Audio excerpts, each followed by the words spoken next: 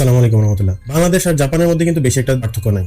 বাংলাদেশ হলো যে সবচেয়ে দুর্নীতিগ্রস্ত একটা দেশ, চোরের দেশ, চাঁদাবাজির দেশ। আর জাপান হলো যে সবচেয়ে ধনী রাষ্ট্রের মধ্যে অন্যতম একটা রাষ্ট্র হলো যে জাপান।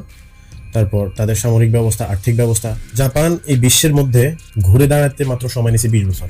বাংলাদেশে কত 55-60 বছর হয়ে গেল। এখন পর্যন্ত বাংলাদেশের দুর্নীতি, চোরাচালান বা রাজনীতি, সভাপতি, সেক্রেটারি, মানে এগুলা ছাড়া আর কোনো কিছু পরিবর্তন হতে পারে না। কোনো কিছু পরিবর্তন হয়নি। চিন্তা করেন, জাপানে মাত্র 1.5 লাখ মানুষ হিরোশিমা আর নাগাসায় যখন আমেরিকা হামলা করছিল, তখন প্রায় 1.5 থেকে 2 লাখ মানুষ মারা গেছে।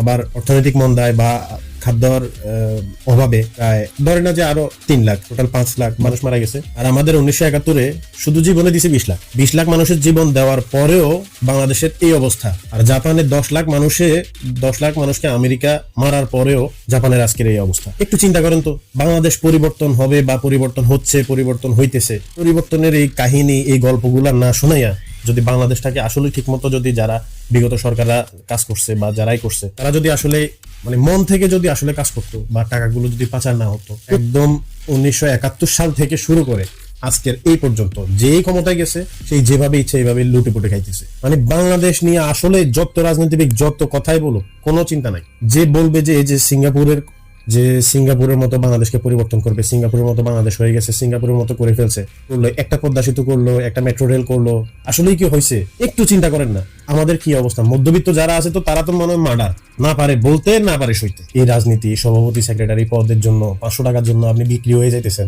আসলে কি পরিবর্তন? এইভাবে আমরা আমাদের দিনকাল যাবে, এইভাবে আমাদের ভবিষ্যৎ প্রজন্ম কি এটাই দেখবে? 10টা বছরের জন্য যদি বা 5টা বছরের জন্য যদি একটা ভালোভাবে একটা সরকার যদি ক্ষমতায় আসতো, যেই গেছে সেই লুটে পুটে খাইছে। আর আমাদের পোলাপাইন করে দেখেন, কেউ সভাপতি, সেক্রেটারি পদ নিয়ে আছে, কেউ আছে বাইক নিয়ে, কেউ আছে টিকটক নিয়ে। স্কুলে কি জন্য রোল নাম্বার 1 থেকে 100 পর্যন্ত হয় বা 1-এর অধিক হয়? সবাই রোল নাম্বার কেন 1 হয় না? এই কথাগুলো বলার কারণ হলো যে, প্রথম কথা হলো যে বাংলাদেশটা আর কবে পরিবর্তন হবে? কিয়ামতের পরেও বাংলাদেশের কাজ চলবে। কিয়ামতের পরেও বাংলাদেশের সভাপতি, সেক্রেটারি নিয়ে মারামারি চলবে। তো ভালো নেতা খুঁজেন, ভালো নেতা ধরেন। নির্বাচনটা আসলে বোঝা যায় টাকার খনি, কিন্তু এমনিতে টাকা পাওয়া যায় না। আর আমরা যারা প্রবাসী আছি, আমরা আমাদের মধ্যে সাধ্যমতো চেষ্টা করতেছি। আর বাংলাদেশ জামাত ইসলামকে ধন্যবাদ জানাই, যে বাংলাদেশ জামাত ইসলামে আমাদের পক্ষে কথা বলছে, যে এবার হয়তো বা অন্তত পক্ষে আমরা ভোট দিতে পারবো। যে এই যে হাসিনা যে টাকাগুলো নিছে, এই টাকা দিয়ে আরো 10টা, আসলেই 10টা পদ্মা সেতু হইতো। বিশ্বাস করেন, আসলে একটা রাস্তা করলেই, একটা ব্রিজ করলেই তার দায়ভার শেষ না।